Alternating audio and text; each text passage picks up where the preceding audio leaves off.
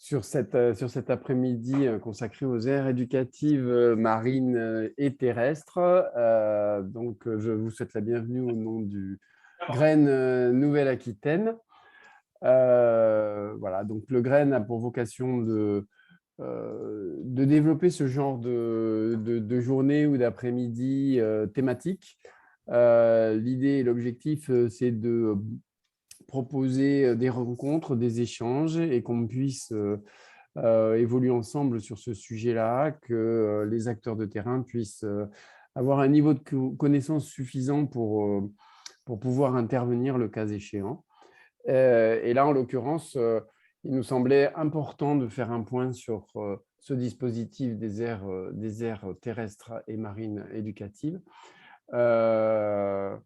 Parce que dans notre région, les initiatives marines sont quand même déjà assez nombreuses, les initiatives terrestres le sont beaucoup moins. Voilà, hein, GREN Aquitaine a cette vocation de créer des temps d'échange, a aussi la vocation de diffuser des questions d'information autour de la sensibilisation, de l'éducation à l'environnement de manière générale, et puis aussi de contribuer à la formation des acteurs.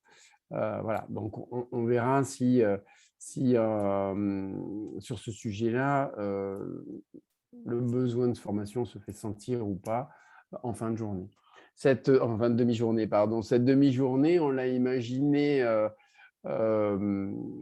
en 3 temps. Un premier temps ludique de présentation et de positionnement sur la carte.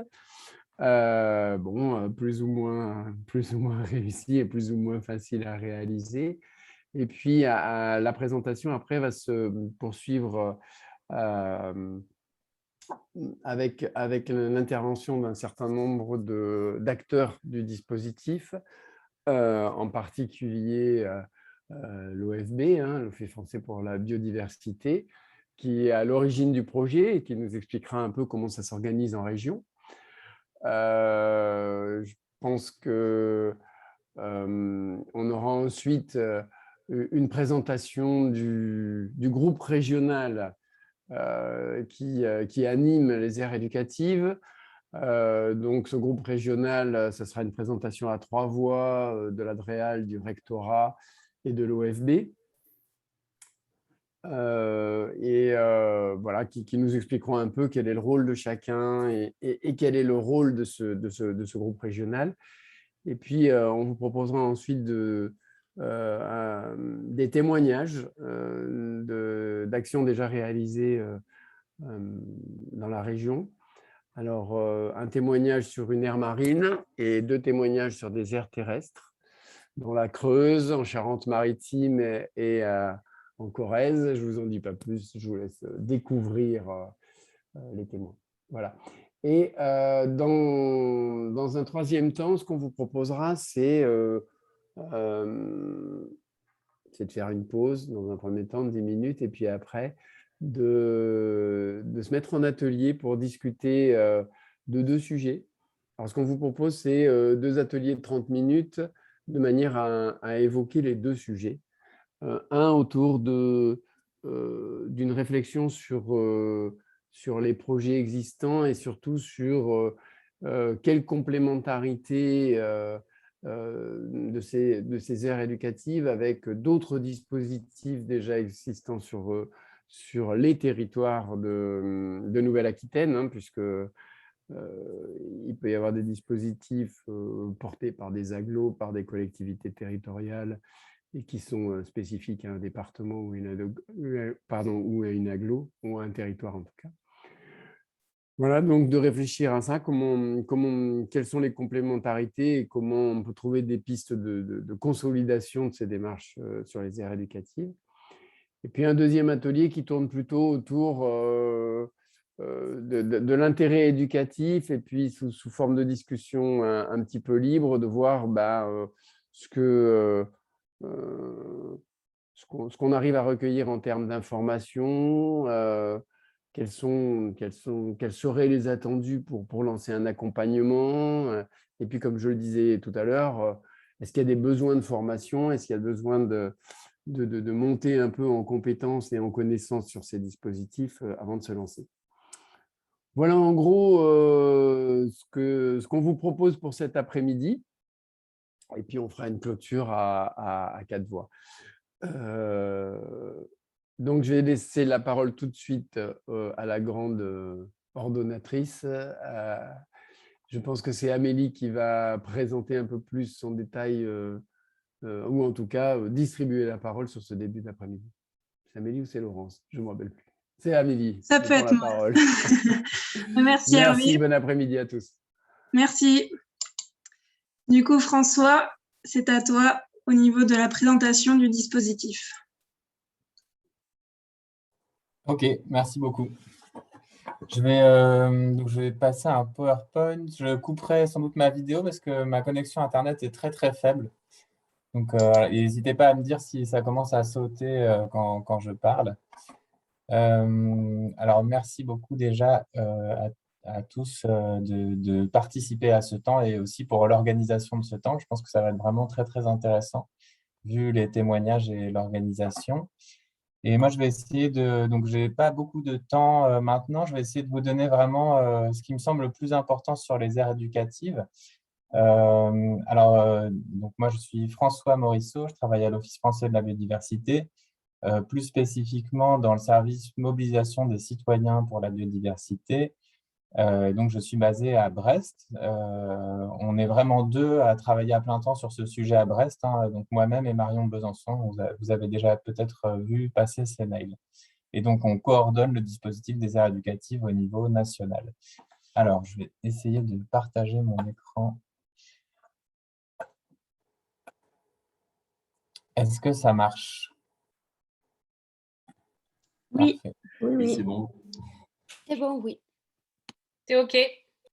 Parfait. Bon, comme je l'ai dit, je vais aller assez vite et puis je laisserai la parole à Gaëtan. Moi, je devrais m'absenter après. Je vais revenir à la suite. Donc, je pourrai répondre aux questions à la suite. Donc, je voulais d'abord vous faire un petit point sur les aires éducatives. Qu'est-ce que c'est qu'est-ce que c'est ce projet-là finalement? Qu'est-ce qu'on cherche à faire passer à travers ce projet? Très concrètement, comment on démarre un projet d'aire éducative, même si vous aurez plein d'éléments très concrets avec les témoignages. Et vraiment, comment on peut attaquer une nouvelle année si on est déjà dans le dispositif depuis quelque temps. Alors, bon, très rapidement, moi j'aime bien raconter l'histoire du projet, même si certains d'entre vous l'ont déjà entendu beaucoup de fois. Le projet, le concept, il est né en 2012 aux Marquises. Après une campagne océanographique, les scientifiques avaient voulu venir parler aux élèves des îles des Marquises de la protection de l'environnement, des écosystèmes marins, de la biodiversité marine. Et en fait, c'est une élève qui a levé la main dans une classe pour dire pourquoi nous, en fait, en tant qu'élèves, on ne pourrait pas devenir gestionnaire d'un milieu devant notre école. On ne pourrait pas s'occuper et protéger la petite baie devant notre école. Et en fait, le concept, il est né de là. C'est-à-dire que des élèves, dans le cadre scolaire, et c'est assez important, c'est vraiment dans le cadre de l'école, ils puissent mener un projet de préservation d'un écosystème le plus proche de leur école possible et avec lequel ils ont un vrai attachement. Et que en faisant ça, ils fassent des maths, de la géographie, toutes les matières imaginables finalement, avec une approche vraiment interdisciplinaire et basée sur la pédagogie de projet où ils sont vraiment acteurs de leurs apprentissages et c'est eux-mêmes qui construisent leur projet de préservation. C'est comme ça qu'ils apprennent. Le projet s'est mis en œuvre en 2012 aux Marquises, il s'est développé sur 6 îles. Et ensuite, vous avez toute la progression sur laquelle je passe, mais en gros, ça s'est un petit peu institutionnalisé. En 2016, on a eu un comité de pilotage interministériel qui a été créé, avec l'OFB et le ministère de l'Éducation notamment, c'est important. 8 sites pilotes en métropole et dans les Outre-mer en 2016. Et aujourd'hui, 300 aires éducatives labellisées l'année dernière à peu près, c'est des gros chiffres. Et là, il y a eu 300 nouvelles inscriptions à la rentrée, donc ça fait à peu près 600 projets en tout. C'est beaucoup. Nous, on ne cherche pas du tout le chiffre dans les aires éducatives. L'enjeu, c'est vraiment ce qui s'y passe dans ces projets, justement, d'arriver à maintenir la qualité de ces projets-là, parce que ça nous semble être des projets quand même un petit peu… pas forcément facile à mettre en œuvre toujours, puisque ce qui nous paraît vraiment important dans ces projets d'aire éducative à faire passer, enfin les grands enjeux qu'il y a derrière, il y a bien sûr l'enjeu de reconnexion à la nature, hein, dès le plus jeune âge, de créer un lien fort, un lien qui peut être de connaissance, un lien qui peut être émotionnel avec la nature et la nature du territoire proche. Comprendre aussi la complexité de sa gestion, en fait, j'aime pas parler de gestion, déjà justement, c'est interroger aussi notre rapport à l'environnement, notamment le fait qu'on puisse utiliser le mot gestion, par exemple. Moi, je trouve que ça devrait nous interroger. Et donc, c'est finalement réfléchir à la relation entre l'homme et les autres vivants du territoire, on pourrait le dire comme ça, on peut dire son environnement, mais c'est aussi un mot qui demande à être interrogé. En tout cas, c'est interroger toute cette complexité justement de quelle est la place de l'homme dans un territoire où il y a d'autres vivants qui habitent ce territoire. Quand on commence à réfléchir à ça, on réfléchit aussi du coup de manière collégiale, entre élèves de la classe et avec d'autres acteurs du territoire. Donc, il y a un vrai apprentissage de la démocratie derrière ça. Et finalement, mener l'expérience et la théorie de concert. Donc, c'est vraiment tout ça qu'on essaie de faire passer à travers les aires éducatives et qui nous paraît particulièrement important. Alors, le concept en lui-même, je passe assez vite dessus. Je pense que tout le monde l'a à peu près en tête. Une aire éducative, c'est une zone proche de l'école. Donc là, il y a un exemple de zone marine, un exemple de zone terrestre. Et donc, c'est vraiment les élèves qui vont réfléchir à la préservation de cet espace avec toutes les dimensions que cette réflexion peut impliquer. Et donc des dimensions de connaissance, des dimensions de vivre, d'aller sur le terrain et des dimensions de transmission, notamment intergénérationnelle et de patrimoine culturel du territoire. Donc, très schématiquement, le projet d'aire éducative, là, si on rentre un petit peu plus dans le concret pour lancer un projet d'aire éducative, j'avais dit que je couperais ma caméra d'ailleurs, mais vous continuez à m'entendre, là, il n'y a pas de problème. On t'entend, François. Ouais. Je la coupe quand même par sécurité. Les acteurs de ce projet d'aire éducative, bien sûr les élèves qui sont au cœur, et ça j'y reviendrai, hein, c'est tout l'enjeu de ce projet, c'est d'arriver à mener un projet relativement complexe en laissant les élèves au cœur de la réflexion et d'arriver à leur donner tous les instruments de réflexion pour qu'ils puissent vraiment mener la réflexion par eux-mêmes. Donc les élèves, bien sûr avec leurs enseignants, enseignantes et la référente ou le référent du projet. Et donc, ces acteurs-là, ils vont choisir une zone qui est l'aire éducative et commencer à regarder un petit peu les caractéristiques de cette zone-là. Et donc, pour cela, ils vont faire un état des lieux. Il y a un certain nombre d'outils qui existent pour faire ça. Par rapport à cet état des lieux, ils vont définir des objectifs, des axes de connaissances, des choses qu'ils veulent vraiment travailler. Et à terme, pouvoir, mais de manière vraiment avec une réflexion critique derrière ça, se dire qu'est-ce qu'on peut mettre en place comme action pour participer à la préservation du patrimoine naturel et culturel de cette zone. Et donc derrière, il y a bien sûr tous les acteurs du territoire qui peuvent venir participer à cette réflexion. Hein. Ça peut aller du restaurateur du coin en passant par les gestionnaires d'aires protégées, les agriculteurs, qui peuvent venir ponctuellement donner leur avis, leur opinion dans le projet d'aire éducative. Mais je parle bien d'intervention ponctuelle justement pour nourrir le débat autour des réflexions des élèves. Donc là, justement, par rapport à ça, un petit résumé des rôles des différents acteurs du projet. Il y a bien sûr l'enseignant qui mène le projet dans la classe avec ses élèves. Et donc, clairement, un projet où l'enseignant n'est pas complètement dans le projet, ça ne marche pas, puisque l'enseignant il fait vivre le projet dans la classe tout au long de l'année. Et même, bien sûr, quand le référent n'est pas là, le projet ne se fait pas uniquement pendant les séances avec le référent, il vit tout au long de la classe avec l'enseignant. Et c'est l'enseignant qui va vraiment lier ça à tout le programme. Le référent, il va être là vraiment pour apporter une aide technique et organisationnelle sur la mise en œuvre du projet. Et aussi, et c'est très important, on s'en rend de plus en plus compte, hein, le fait d'être deux et de travailler, enfin, de ne pas travailler juste tout seul sur ce projet-là. Et ça, c'est très important, et pour les élèves et pour l'enseignant, que ce soit un projet qui se monte à deux. Et donc, tout l'enjeu de cette collaboration, c'est vraiment d'arriver à une compréhension commune du projet, à vraiment monter le projet collectivement. Quelles grandes étapes on doit mettre en place, nous deux, en tant qu'enseignants référents, pour faire que les élèves puissent s'approprier leur art éducatif et puissent commencer à réfléchir à la mise en œuvre de ce projet-là. Donc ça, c'est vraiment l'enjeu de cette relation. Et derrière, planifier et aider à faire intervenir des intervenants ponctuels qui vont pouvoir apporter des connaissances spécifiques par rapport à des questions des élèves, notamment, enfin, j'imagine de manière complètement fictive, des élèves qui travailleraient sur un site proche d'un agriculteur. Ils pourraient se demander quel est l'effet de la zone agricole sur notre site, par exemple. Ils pourraient aller interroger l'agriculteur pour lui demander. Voilà. Et donc, ces différents acteurs-là, et donc les élèves, les aires éducatives, on propose une méthodologie pour qu'ils mettent en place leur projet qui est calquée sur ce qui se fait en fait pour mettre en place des plans de gestion d'aires protégées, hein. Donc de manière très simplifiée, bien sûr, au niveau des élèves, mais c'est calqué là-dessus. Donc ça, c'est la méthodologie de manière un peu générique. Donc les premières étapes qui sont créer le binôme enseignant-référent, établir le lien avec les partenaires du projet, commencer à identifier des sites potentiels autour de l'école, mais pas les choisir, hein, puisque l'idée, c'est que les sites soient choisis avec les élèves. Et ensuite, organiser le conseil d'élèves. Donc ça, c'est vraiment la partie centrale du projet, hein. C'est vraiment le conseil d'élèves qui doit gérer le projet. Pour ensuite passer par les étapes finalement d'un plan de gestion qui sont connaître son site, définir un petit peu son état des lieux pour vraiment se l'approprier et se demander quels sont les grands enjeux de mon aire éducative, définir à partir de ces enjeux des objectifs et des actions pour répondre à ces objectifs-là. Et donc, c'est tout ça qui fait vraiment l'essence du projet.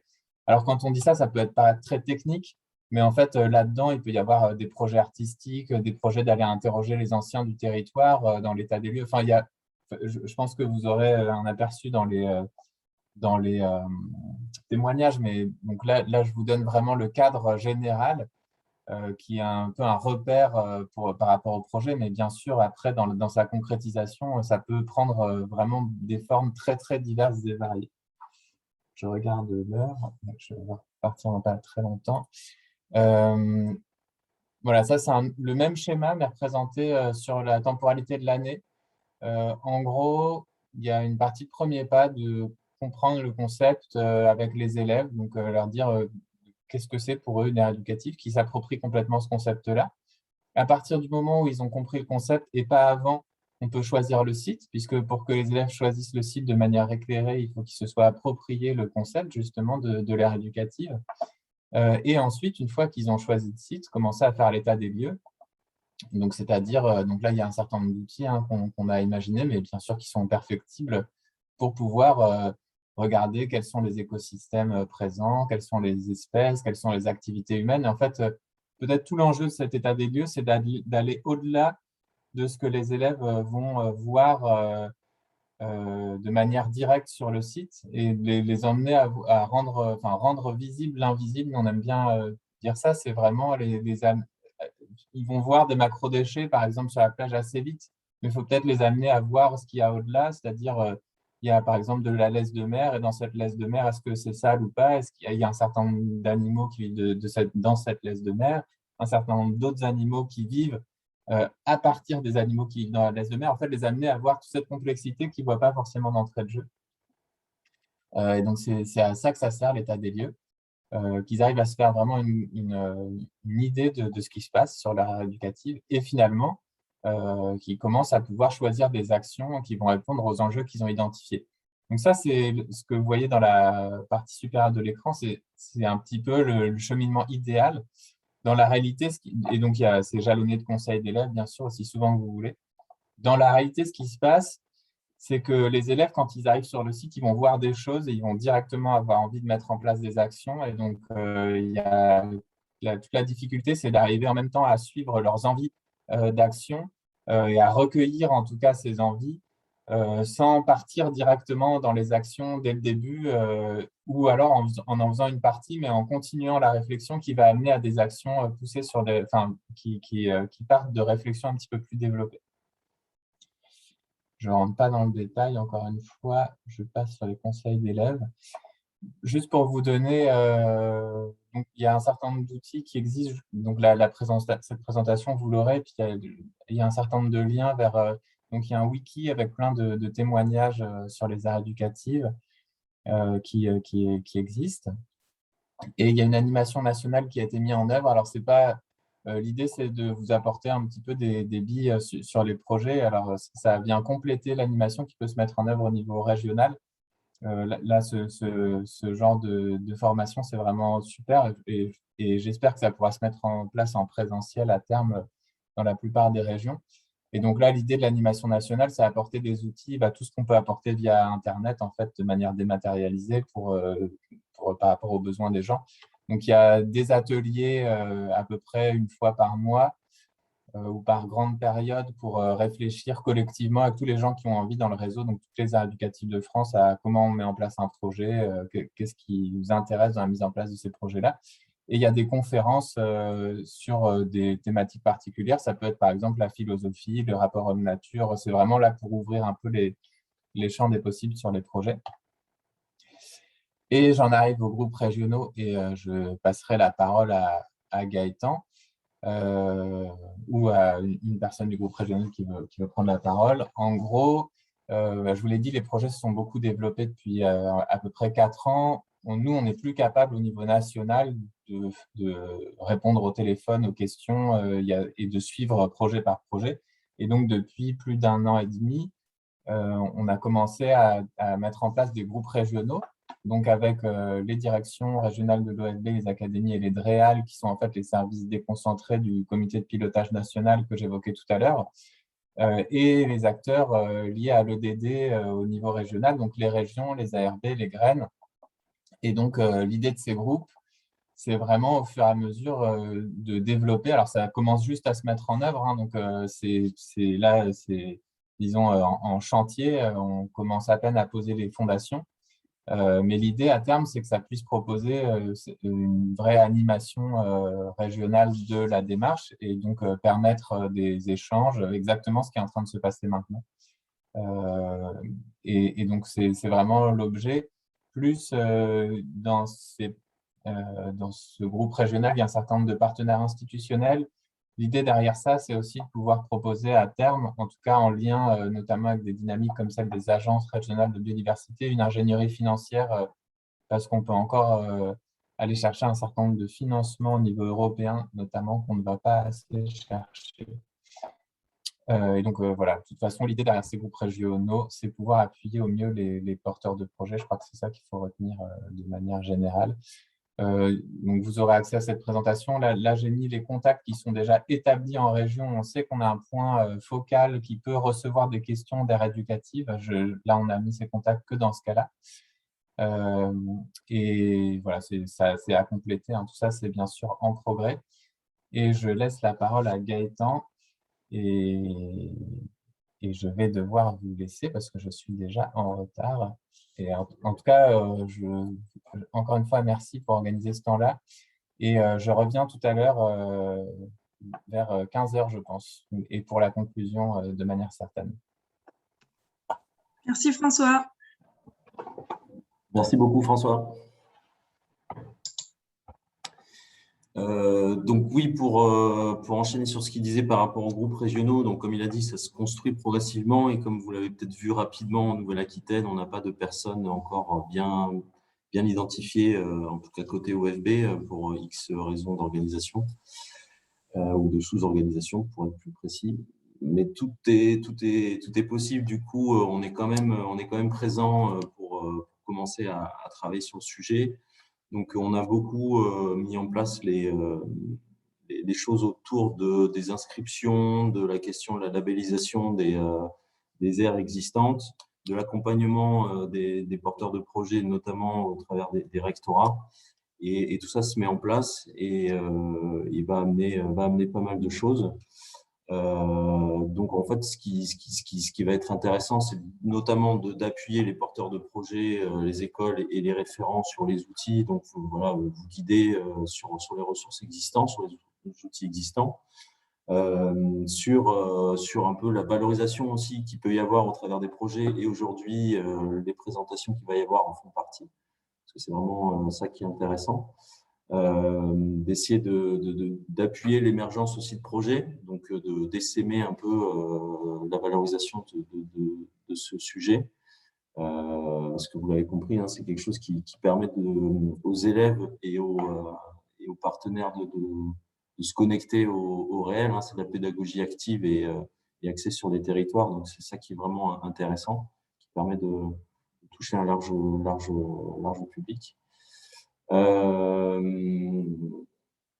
Voilà, je ne vais pas être plus long, peut-être laisser la parole au rectorat et à l'Adréal pour qu'ils s'expriment aussi. Et puis aussi Sébastien Melin pour les aires marines éducatives. Et peut-être après, on enchaînera sur les retours d'expérience.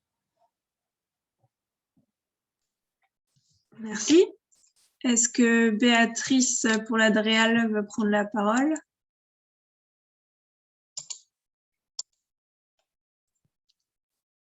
Oui, volontiers. Donc, l'Adréal, elle est donc membre du GRAE, là, du groupe régional des aires éducatives, et elle peut apporter un éclairage sur les associations référentes parce que toutes ces associations qui accompagnent les établissements scolaires, on les connaît, on les soutient, donc en principe, on peut apporter un éclairage. Donc, je voulais rappeler par contre que l'Adréal n'est pas impliquée de manière financière sur ce dispositif, hein, c'est l'enveloppe financière, elle est à l'OFB. Je voulais aussi ajouter que le ministère était intéressé à double titre pour les aires éducatives. C'est un sujet d'intérêt biodiversité donc pour notre service nature, mais c'est également un sujet fort pour le soutien à la vie associative, puisque comme je disais à l'instant, les référents qui accompagnent les écoles sont en majorité des associations que l'on connaît et qu'on soutient aussi financièrement. Donc, le rectorat connaît les établissements scolaires, l'OFB veille à la qualité des dossiers par rapport au cahier des charges et l'Adréal donc apporte un éclairage sur les associations qui accompagnent les projets. Donc, il y a un réel enjeu pédagogique en allant dehors, en sortant de la classe, tout en croisant une logique d'organisation, parce que ce n'est pas forcément toujours très simple à organiser, mais et en trouvant un terrain, une aire, enfin, voilà, à proximité immédiate de l'école. Hein. On peut ajouter que l'intérêt d'avoir une aire éducative, c'est un prétexte et puis un support pour aborder diverses thématiques, hein, et puis favoriser des échanges au sein de l'établissement. C'est un support vivant qui est concret et qui donne une autre dimension à la pédagogie que peut apporter l'enseignant. Voilà, donc l'enseignant plus le référent, c'est un binôme qui est important. Et donc, c'est une richesse, l'association apporte une certaine richesse et une complémentarité pour l'enseignant. Il est aussi intéressant de noter que les collectivités s'engagent en matière d'environnement sur le volet éducatif. Donc, en intégrant dans le parcours scolaire des enfants ce volet découverte de l'environnement, initiation à l'autonomie, l'indépendance et l'autonomie. Enfin voilà, il y a tout un petit panel d'actions qui font que les enfants qui suivent ce parcours en ressortiront grandis dans tous les sens du terme. Voilà pour ce qui est du rôle de la DREAL, qui est donc un membre du GRAE. Merci Béatrice. Concernant le rectorat, c'est Laurence, ma collègue, qui va prendre la parole. On n'a pas pu réussir à trouver de disponibilité commune pour les personnes représentantes, donc elles nous ont envoyé des diaporamas avec les informations nécessaires pour chacune des académies que Laurence va se charger de vous communiquer. Oui, tout à fait. Alors, un petit instant, le temps de faire le partage d'écran.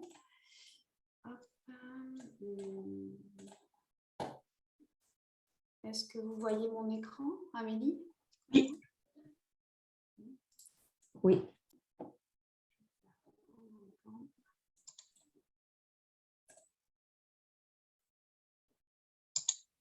Voilà, c'est toujours bon? On va dire. C'est bon. C'est bon? Très bien. Donc, c'est moi qui fais le porte-parole pour les rectorats, donc sur les aires terrestres éducatives de l'Académie de Limoges. Voici les informations qu'on nous a transmises. Tout d'abord, une première diapo sur la répartition des aires terrestres éducatives avec un lien vers une cartographie collaborative. On peut voir qu'il y a 4 aires terrestres en Corrèze, 2 en Creuse, 5 en Haute-Vienne, uniquement sur du cycle 3, donc du premier degré, et qu'il est prévu 7 nouvelles aires terrestres éducatives en 2021-2022. Les structures référentes accompagnatrices, alors en Creuse est identifié le CPIE des Pays creusois, en Corrèze, la Ligue de l'enseignement de la Corrèze. En Haute-Vienne, le Conservatoire d'espaces naturels de Nouvelle-Aquitaine, la Réserve naturelle nationale de l'Astroblème de Rochechouart, le syndicat d'aménagement du bassin de la Vienne et l'association Les Mahama. J'espère que je prononce bien tous ces jolis noms. Les autres structures ayant accepté d'accompagner de tels projets, dont certainement sur 2022, vient se rajouter la Réserve naturelle nationale de l'étang des Landes, la Réserve naturelle nationale de la Tourbière des Doges, le Parc naturel régional Périgord-Limousin, le syndicat mixte d'aménagement mixte du bassin de la Gartempe et de ses affluents.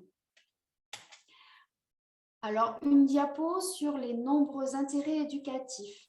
Tout d'abord, renouer avec le vivant et comprendre les enjeux de sa préservation, s'approprier son territoire, son histoire, ses acteurs, s'impliquer dans sa gestion, s'initier aux principes démocratiques, acquérir de nombreuses connaissances et compétences disciplinaires et transversales en lien avec les programmes et développer la prise de parole, la confiance en soi et l'envie de s'engager.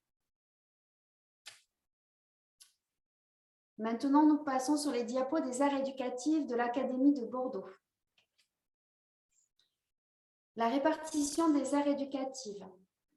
25 aires éducatives réparties dans 20 aires marines et 5 aires terrestres.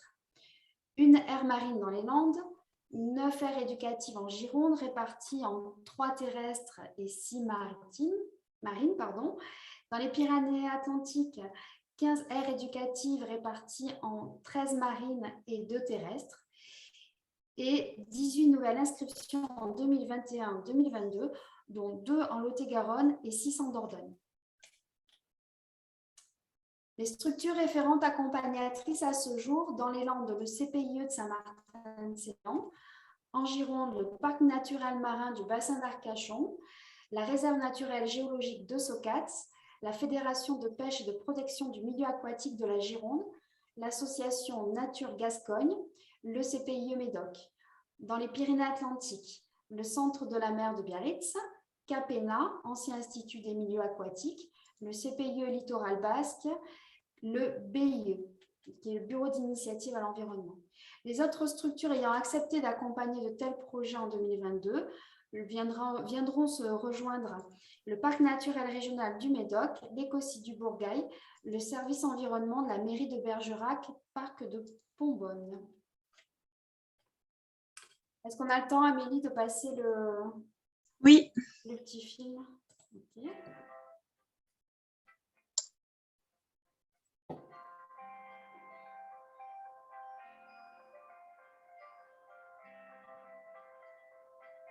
Je suis l'institutrice de la classe de CM1, CM2 qui est composée de 28 élèves et nous sommes de l'école Malartic à Gradignan. ATE, ça signifie aire terrestre éducative et on aide la nature. Une aire terrestre éducative, ça consiste à faire un état des lieux d'un espace vert. Première année, ça consiste à faire un état des lieux du parc. Et la deuxième année, on va plutôt essayer de faire des aménagements pour le parc, savoir ce qu'on peut améliorer. On apprend les espèces vivantes, comment ça se passe dans la nature. Aujourd'hui, les enfants font l'état des lieux des poissons dans la rivière qui traverse la commune de Gradignan, donc on appelle le Bourde. Là, on a fait une pêche électrique. La pêche électrique, c'est on va mettre un peu d'électricité dans l'eau et ça va faire remonter les poissons, ça va juste les endormir. Après, on les a pesés, on les a mesurés pour voir s'ils étaient en bonne santé et si leur bourde elle était bien. On a trouvé 2 jambilles, une petite et une grande, des chenelles et après, on les a remis dans l'eau. Les enfants découvrent qu'effectivement, l'homme a un impact sur le quartier, sur la biodiversité, l'écosystème. On fait des actions, par exemple, s'il y a trop de déchets, on les ramasse, s'il n'y a pas assez d'animaux, on leur fait des maisons et tout. La gare Rivière leur a fait prendre conscience ici qu'il y avait beaucoup de kilos de déchets qui étaient recueillis toutes les semaines. Ça les a mis un petit peu en colère, si je puis dire. Et à chaque fois qu'on sort dans ce quartier, eh bien, ils disent « Ah, mais là, il y a des canettes, là, il y a des morceaux de verre, et c'est pas bien, il faut qu'on fasse quelque chose. » Au lieu de jeter un peu n'importe où, je jetterai mieux dans les poubelles. J'essaie de trier et de réutiliser mes anciennes affaires. Il faudrait ne pas jeter de déchets dans l'eau. Parce que la dernière fois, on avait vu un caddie dans l'eau Bourde. Je voudrais bien mettre un compost chez moi. On doit protéger un petit peu l'environnement. Parce que c'est joli et on n'a pas envie de plus l'avoir.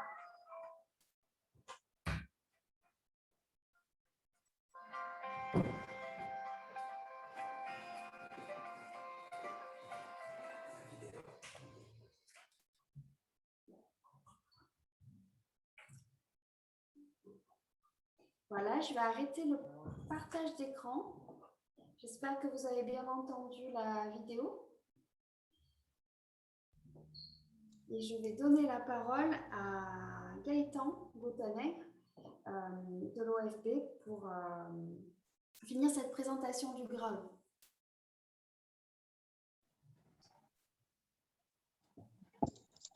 Oui, merci. Donc oui, tout à l'heure, je ne me suis pas présenté. Donc Gaëtan Gautanègre, moi je suis chargé de mission au service appui aux acteurs au sein de la direction régionale Nouvelle-Aquitaine de l'OFB. Donc je contribue à l'animation et au développement de ce GRAE, de ce groupement régional autour des aires éducatives. Et comme je le disais, ce groupement régional a vocation à d'une part gérer tout ce qui est les demandes d'inscription, et donc identifier les projets, échanger sur ces projets-là. Ensuite, après les inscriptions, quand les projets sont bien avancés, il y a une labellisation possible en tant qu'aire éducative avec des petits goodies qui sont associés. À réfléchir aussi au sein du GRAE en matière de portage et de financement possible. Donc cette année, par exemple, il y avait un appel à projet de l'OFB pour le développement d'aires éducatives. Donc on a eu, je crois, 38 projets sur la région. Et puis, donc, comme le disait François, donc c'est une démarche qui est en cours de construction. On souhaitera sûrement organiser la valorisation de ces projets, échanger sur les différents projets au sein des territoires et avec les porteurs, avec les référents possibles et les structures référentes possibles aussi, avoir des échanges et des valorisations de ces projets-là. Donc les choses se mettent en place et autour de l'ADREAL, des directorats et puis de l'OFB et de l'ARB et du GREN potentiellement aussi. Voilà.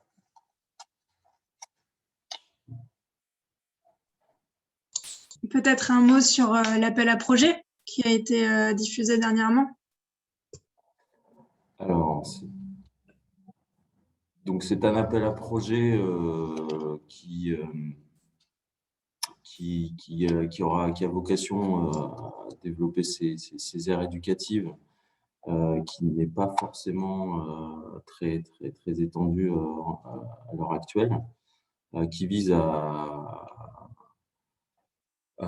les développer. Donc, qu'est-ce que vous voulez que j'amène comme information là-dessus ? Je ne sais pas, c'était pour fournir des sources de financement, en tout cas, de ces dispositifs, et puis pour expliquer la démarche au niveau financement. Comment ces aires éducatives peuvent être financées, finalement? Il y a des financements possibles au travers des lignes EDD qui existent dans les politiques territoriales et dans les structures institutionnelles. Et nous, on a souhaité cette année faire un appel à projet spécifique là-dessus, donc porté par l'OFB et financé par l'OFB directement. Donc, je ne m'avancerai pas à dire que c'est quelque chose qui sera annuel, mais qui aura vocation à être reconduit ponctuellement.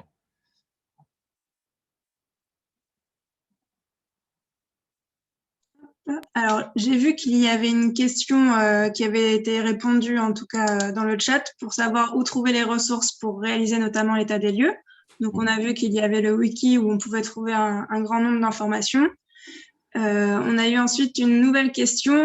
C'est vrai qu'on parle des écoles. Est-ce que ces projets sont aussi ouverts pour les accueils collectifs de mineurs, exemple centre de loisirs? Non, c'est pas la cible de ce dispositif. Ok. Est-ce qu'il y aurait d'autres questions de la part des participants? On a un peu de temps pour y répondre. N'hésitez pas à prendre la parole directement. Moi, j'ai une autre question en lien avec celle qui vient d'être posée par rapport aux accueils de loisirs. Est-ce que par contre, ça peut s'ouvrir toujours dans le cadre de l'école, mais que ce soit géré par, que ce soit pas forcément géré par un institut, mais par un animateur, par exemple? Non, parce que c'est vraiment un dispositif porté par les élèves et dans le cadre des écoles. Donc c'est pas été réfléchi comme ça, ce dispositif. Après, mais ça, j'ai compris. En fait, qu'on reste dans le cadre de l'école et de la classe, mais juste que, par exemple, s'il y a une personne engagée et motivée au sein de l'établissement, mais que ce ne soit pas forcément un instituteur. Ce n'est pas du tout possible. Non, ce n'est pas réfléchi comme ça. Ouais. Ok, merci. On a une autre question de Thomas. Est-ce qu'il y a un nombre de participants minimum? C'est-à-dire au sein des classes? Je pense que c'est le nombre d'élèves, oui. Ou Thomas, si... J'ai essayé. Vous m'entendez pas, Sébastien? Oui, bonjour Sébastien. Ah, pardon, oui, j'ai changé de micro, je parlais, ça ne marchait pas. Oui, je voulais compléter éventuellement la réponse de Gaëtan là, par rapport à la question sur est-ce que ça peut être animateur. Effectivement, ce n'est pas possible parce qu'il faut quand même revenir à l'origine du projet. Ça reste quand même un projet pédagogique scolaire ou comme l'a rappelé François tout à l'heure, l'idée c'est que ça ne soit pas non plus un projet, les AME ou les ATE, en plus quelque part du programme scolaire, mais quelque part aussi de traiter le programme scolaire à travers ce projet-là, que ça devienne un peu un fil conducteur tout au long de l'année, que ce soit au moment de l'intervention des référents ou entre chaque intervention que l'enseignant utilise, le support, le prétexte de l'ère éducative pour traiter les fondamentaux. Et ça, c'est bien la responsabilité de l'enseignant et de personne d'autre. Donc, voilà le pourquoi et aussi pourquoi ça ne s'adresse pas à du périscolaire, on veut dire. Ok, je comprends, merci.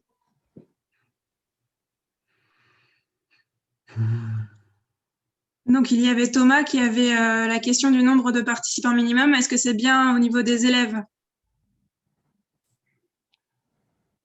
Oui, c'est au niveau... C'est ça? C'est au niveau des... Oui. Voilà. Bien répondre aussi. Oui, vas-y, si tu veux, Sébastien. Il n'y a pas de nombre minimum. L'idée, c'est que par contre, l'intégralité d'une classe soit engagée, quel que soit le nombre d'élèves, bien sûr, dans la classe. Et par contre, on s'adresse bien à une classe, toujours dans la même logique de ce que j'ai expliqué tout à l'heure, c'est que ça soit un projet de classe tout au long de l'année, voire même sur plusieurs années. Alors bien sûr, les élèves changent.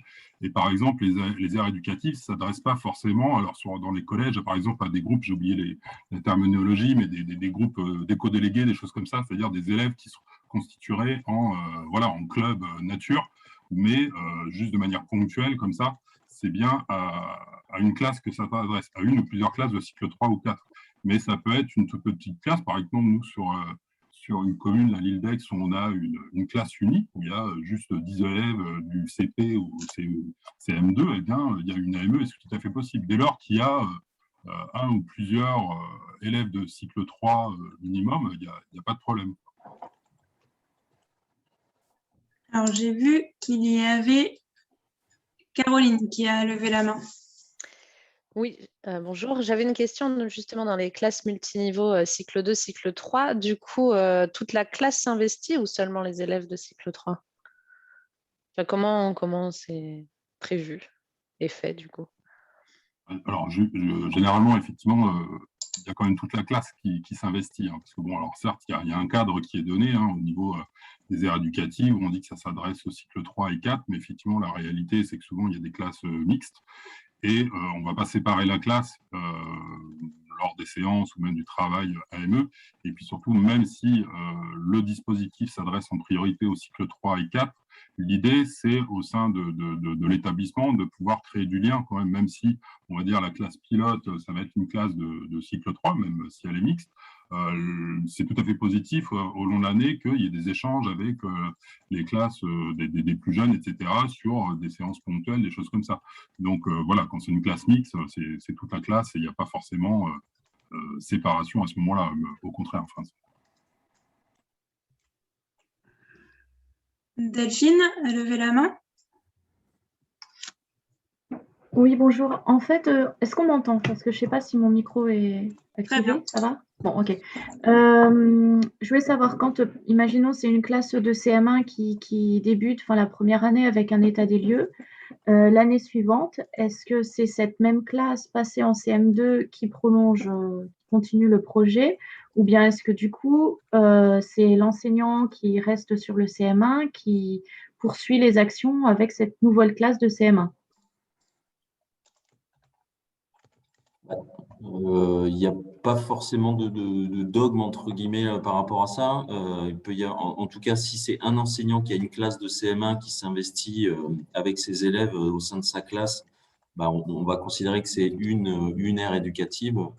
Après, si l'enseignant suivant dans le CM2 souhaite aussi investir sa classe dans la poursuite des actions, ce sera la même aire éducative, mais le périmètre sera plus large et il y aura deux classes. Et dans ce cas-là, le conseil de classe, le conseil des élèves sera plus large. Ça va nécessiter potentiellement de la coordination. Il peut y avoir des types d'actions différentes sur le même lieu. Il n'y a pas de règle définie là-dessus. Je ne pense pas. Sébastien, est-ce que tu as des cas comme ça? En fait, la vraie règle, c'est ce sur quoi il faut faire attention, c'est la motivation de l'enseignant. C'est surtout ça qui est important. Et alors souvent, enfin ça arrive, on a de plus en plus le cas où au sein d'un établissement, il y a plusieurs classes qui sont engagées dans l'AME, parce qu'il y a plusieurs classes de cycle 3. Voilà, comme on l'a dit tout à l'heure, ça peut être des classes mixtes, ça peut être un CE2, CM1, un CM1 pur, et puis voilà. Et l'idéal, effectivement, quand il y a plusieurs enseignants, mais il faut que tous les enseignants soient motivés et aient envie de s'engager, parce que sinon, ça ne fonctionne pas. Ils deviennent consommateurs simplement d'animation que vous pourriez leur apporter, et ça, ce n'est pas l'esprit de la démarche, hein, encore une fois. Voilà, on a le cas de figure où il y a plusieurs classes qui sont engagées et du coup, les élèves peuvent commencer effectivement leur projet AME potentiellement dès le CE2 quand ils sont dans une classe mixte, continuer en CM1, puis en CM2, voire en 6e, puisqu'on commence à avoir des collèges, nous, par exemple, sur le parc, qui commencent à s'engager. Et on voit voilà, vraiment un réel progrès sur des élèves qui travaillent plusieurs années sur ce type de projet. Enfin, ça pourrait peut-être être dit tout à l'heure dans les témoignages, là, au niveau des AME du parc, là, par Jean-Baptiste ou les enseignants. Mais voilà, alors, enfin, le vrai et bon critère, c'est la motivation de l'enseignant, hein, déjà. D'accord, merci. Nous avons plusieurs questions aussi sur les établissements. Est-il possible de présenter des projets d'aire éducative dans les établissements spécialisés avec des enseignants spécialisés type IME ou ITEP? Je veux bien répondre encore tout à fait. Hein, Oui, il n'y a pas de contre-indication. Aucun problème. Nous, on a une classe en collège, en SECPA, qui est engagée depuis l'année dernière et qui continue là sur un collège de La Rochelle. Donc, c'est tout à fait possible et même positif, je dirais. Oui, c'est ce que j'allais dire. Il n'y a pas de contre-indication et c'est même plutôt bien. Hein.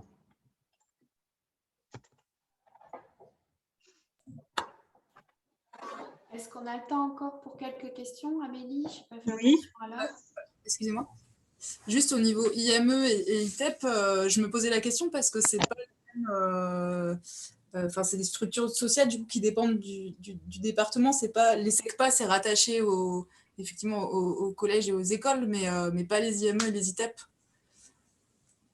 Du coup, c'est pour ça que je me posais la question de alors, moi, effectivement, j'ai peut-être répondu un peu vite. Je connais pas. Donc, étant donné qu'il n'y a pas de personne de l'éducation nationale, hein, c'est ça c'est des instituts spécialisés, mais c'est quand même particulier ces structures-là. Voilà. Et donc, en fait, le critère, effectivement, c'est que vraiment, ça s'adresse à des établissements qui dépendent de l'éducation nationale, qu'ils soient publics ou privés sous contrat.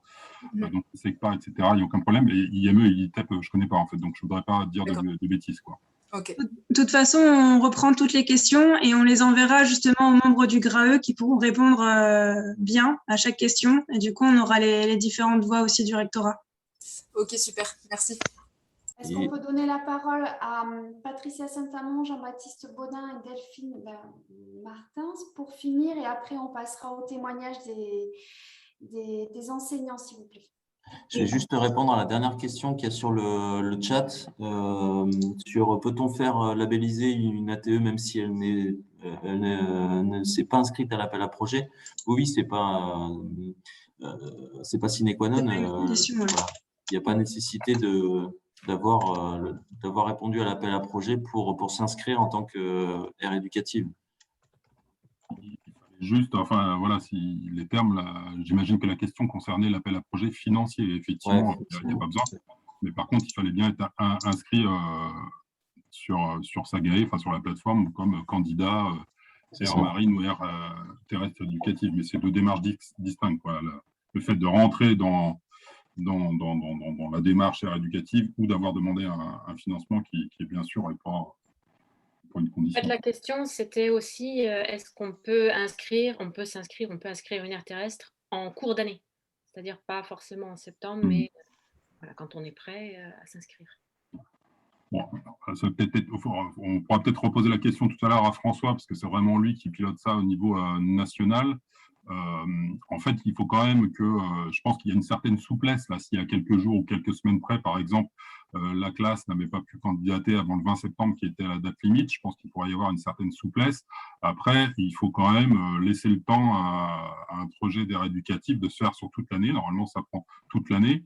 Et si il y avait déjà la moitié de l'année qui était passée, l'idée qui peut se faire, c'est que déjà la classe, avec son référent, commence à faire connaissance, à faire une séance ou deux, affine le projet pour s'inscrire officiellement l'année prochaine, mais ne dépose pas de dossier de demande de labellisation en fin d'année parce qu'il y aura eu que, je dis n'importe quoi, 3 ou 4 mois de travail, par exemple. À confirmer par François, mais en gros, l'esprit, je pense que c'est ça. Du coup, on a les 3 personnes encore qui avaient levé la main et après, on passera au témoignage. Jean-Baptiste, si tu veux. Oui, simplement, je voulais prolonger un petit peu les réponses qui ont été données sur les notions de continuité s'agissant des hors scolaires et des loisirs. Donc, ça a bien été répondu sur le plan on va dire, réglementaire. Après, c'est quand même intéressant, quand c'est possible, de rechercher des continuités entre le scolaire et le hors scolaire. Si vous avez des centres de loisirs ou qui sont avec les mêmes enfants, on va dire, ou proches des sites, c'est intéressant de rechercher une continuité, mais c'est hors dispositif pur aire éducative. Mais ça peut être intéressant. Sur la question des plus jeunes, c'est-à-dire d'aller vers le cycle 2, par exemple, Sébastien a bien répondu, c'est très intéressant de les associer, au moins ponctuellement, ou au moins en termes de tuilage ou de transition au sein de l'école. Par contre, c'est vrai qu'on va quand même un peu moins loin avec ces niveaux-là sur des aspects qui sont importants quand même dans le dispositif, de l'ordre de la démocratie, de l'ordre de la compréhension d'enjeux complexes. Voilà, c'est quand même plus difficile pour des cycles 2. Donc, qu'ils aient des phases de découverte ou d'échange avec les plus grands, c'est très bien, mais c'est vrai qu'on peut moins imaginer un dispositif vraiment complet, pour moi en tout cas, pour les plus petits, quoi. Voilà. Merci. Patricia?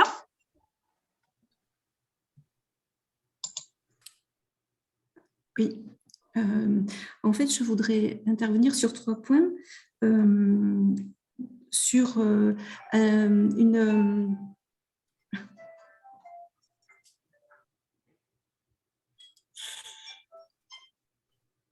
sur la partie durée. Donc, ce sont des dispositifs qui durent sur 3 ans.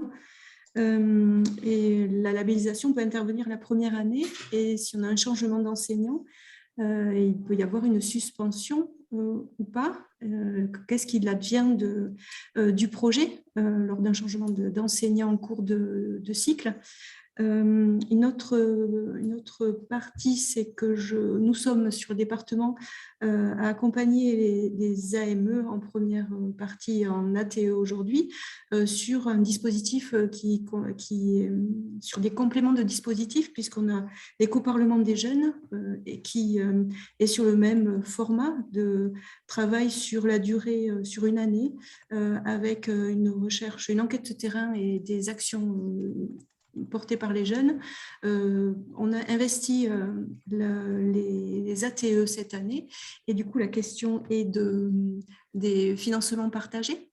Du coup, est-ce qu'on peut avoir également, puisque le projet d'éco-parlement des jeunes est porté par le CPIE Béarn, donc on a validé effectivement d'aller sur les ATE également en comité de pilotage, l'idée de savoir si on peut avoir des financements partagés, parce que ce sont des projets qui sont dans la durée.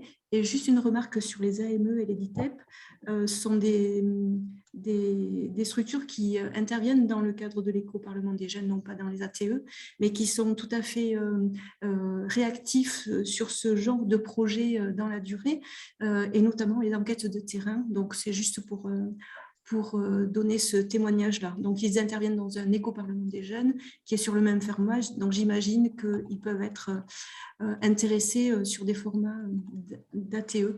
Voilà. Tout dépend d'avoir le financement.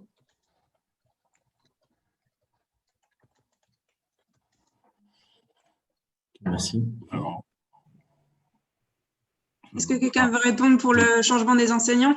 Alors, je veux bien répondre sur cet aspect-là, moi, par rapport au changement d'enseignant. Alors, on parle de 3 ans, c'est un chiffre qui traîne un peu dans les esprits. C'est pas forcément quelque chose qui est imposé, 3 ans ni réglementaire, on va dire. Le message, c'est plutôt de dire quand on s'engage dans une ère éducative, c'est pour plusieurs années. Après, c'est pas gravé dans le marbre. La vie est faite de changements et l'enseignant peut éventuellement muter, arrêter ou passer à autre chose. Mais voilà, s'il y a continuité, c'est-à-dire que s'il est remplacé par un enseignant qui n'est pas spécialement motivé par le projet d'aire éducative, moi, mon avis personnel à moi, c'est qu'il vaut mieux que le projet s'arrête. À ce moment-là, il vaut mieux ne pas s'engager dans ce type de projet si on n'est pas super motivé et qu'on n'a pas envie d'en faire un peu un fil conducteur tout au long de l'année. Il n'y a pas un engagement contractuel de rester sur 3 ans. Il peut y avoir le chiffre de 3 ans, c'est peut-être parce qu'il y a eu des financements qui étaient sur 3 ans, nous on l'a fait sur le parc, etc. Mais l'idée, c'est s'engager sur plusieurs années, en théorie. Voilà. Après, sur l'éco-parlement des jeunes, moi, je ne me prononcerai pas trop. Je connais pas exactement la structure qui est des liens. Alors, encore une fois, si c'est un éco-parlement, peut-être à l'échelle départementale, si j'ai bien compris, donc qui va regrouper des élèves de classes de droite et de gauche. Encore une fois, les aires éducatives s'adressent à une classe entière. Au sens strict. Par contre, qu'il y ait des échanges, je ne sais pas, des comptes rendus, des rencontres entre des projets d'aire éducative et ce genre de démarche, de dispositif, ça paraît tout à fait pertinent. Sur l'aspect financier, après, je ne sais pas, ça dépend du type de financeur. Ça a été un peu dit tout à l'heure, l'avantage des groupes régionaux éducatifs, c'est aussi d'essayer de mettre un peu d'ordre et de visibilité en termes de financement des différentes structures. Donc, on a l'OFB, ça a été dit au niveau national cette année, qui a pu avoir une enveloppe pour faire un appel à projet financier. Dans les parcs naturels marins, il peut y avoir des accompagnements financiers ou même des accompagnements en direct, là, comme c'est le cas sur Arcachon. On voit d'autres structures, la région, qui commencent à s'intéresser. la région qui commence à s'y intéresser, certains départements. Et voilà, je pense que un des intérêts des groupes régionaux, c'est de mettre un peu tout le monde autour d'une table pour donner à voir aux porteurs de projets ce qu'il est possible de mobiliser en termes de financement et puis leur simplifier aussi la vie pour pas qu'ils aient 4 dossiers de demande de financement à faire pour un projet voilà, pour quelques milliers d'euros par an. On va reparler justement aussi de la complémentarité avec les dispositifs existants dans les ateliers juste après. Du coup, je vous propose de passer au témoignage. Si vous avez encore des questions, écrivez-les dans le chat. Nous, on les regroupe et comme dit, on fera un compte-rendu ultérieurement. Et comme ça, on passe aux témoignages qui pourront peut-être permettre de répondre aussi à certaines des questions. On commence. Pardon. Vas-y. Vas-y. 3 témoignages. On va commencer par le témoignage de Isabelle Barrault, qui est enseignante à l'école d'Ars.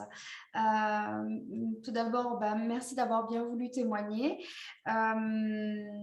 Nous vous avons identifié car votre aire éducative a plusieurs années. Vous faites partie des premières écoles pilotes sur ce dispositif. Vous avez été accompagné par le CPIE Pays Creusois. Et je vous donne la parole, Madame Barrault, pour 15 minutes. Oui, bonjour. Bonjour. En effet, j'ai préparé un petit diaporama. Donc, si vous voulez, je vais partager mon écran. Je vais essayer et lancer mon diaporama.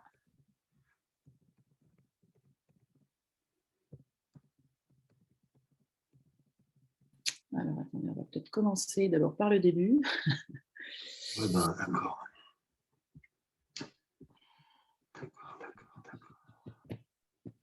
Voilà. Donc voilà, nous sommes voilà mon projet ATE, donc voilà le petit village d'Ars. Donc avec notre projet sur le bas, en bas à droite. Voilà, donc nous sommes une classe unique. Voilà mon école, et donc l'ATE vue de la cour de l'école. Donc une classe unique à 4 niveaux l'année dernière. Donc l'année dernière, c'était notre première année. Et donc cette année, je continue avec mes élèves. Cette année, on a eu la chance d'avoir une deuxième classe. Donc le travail sera un petit peu facilité. Mais donc l'année dernière, on avait une classe unique à 4 niveaux, donc CE1, CE2, CM1, CM2. Alors là, je reviens sur les petites choses qui ont été dites. Il n'y a aucun souci pour que les cycles 2 participent. Ils sont assez pertinents dans leur questionnement, puis ils apportent toujours leur vue, leur point de vue, et c'est vraiment intéressant. Puis ils participent bien à tout, même au Conseil de la Terre. Là, par exemple, hier, on a fait le vote pour élire le nouveau Conseil de la Terre. Ils participent, ils ont fait leurs petites affiches aussi, parce que ils se présentent. Bon, ils ne sont pas élus, mais voilà, ils se présentent quand même.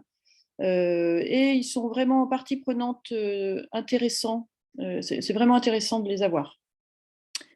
Donc, j'étais seule. Nous sommes en RPI, donc regroupement pédagogique avec l'école de Fourneau, qui est une petite école qui est à 7 km d'Ars et que l'on a invité, par exemple, pour l'inauguration, et donc qui on envoie des infos de temps en temps de notre ATE. Et puis, en fait, les élèves de CP de l'année dernière sont arrivés cette année dans notre école et donc connaissent déjà un petit peu le projet et donc vont pouvoir s'intégrer facilement ils savent de quoi on parle, quoi. Donc cette école est au sein du village, dans le village même d'Ars, il y a 18 habitants. La commune d'Ars est une petite commune avec 252 habitants et nous sommes à 12 km d'Aubusson pour vous situer un petit peu, la commune.